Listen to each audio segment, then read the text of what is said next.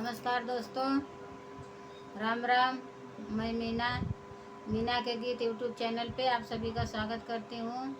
मैं आप सबके बीच में लाना चाहती हूँ नाच गीत। हमारा नाच गीत पसंद आए तो हमारा लाइक सपोर्ट जरूर करिएगा। आधी रतिया में देखिले सपनवा सखी, अइला मोर सजनवा सखीन।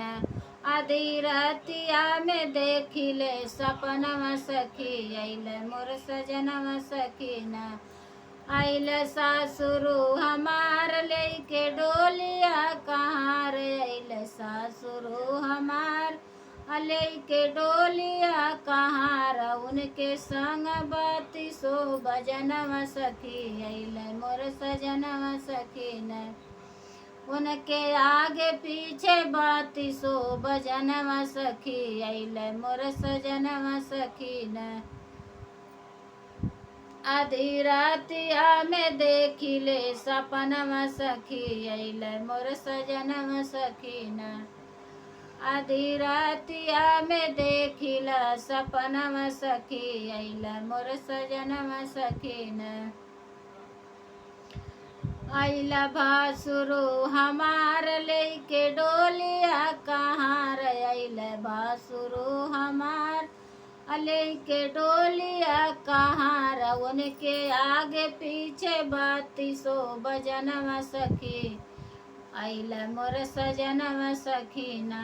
उनके आगे पीछे बाती सो बजनवा सखी, अइल मोर सजनवा सखीन।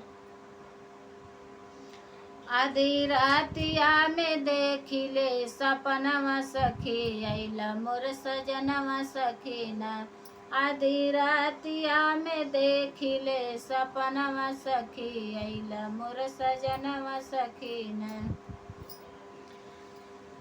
अइल देवरू हमार लेके डोलिया कहाँ रे, अइल देवरू हमार लेके डोलिया कहाँ रे। उनके आगे पीछे बाती सो बजनवा सखी, अइल मोर सजनवा सखीन।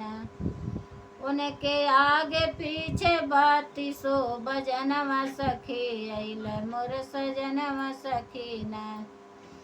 आधी रातिया में देखिले सपनवा सखी, अइल मोर सजनवा सखीन।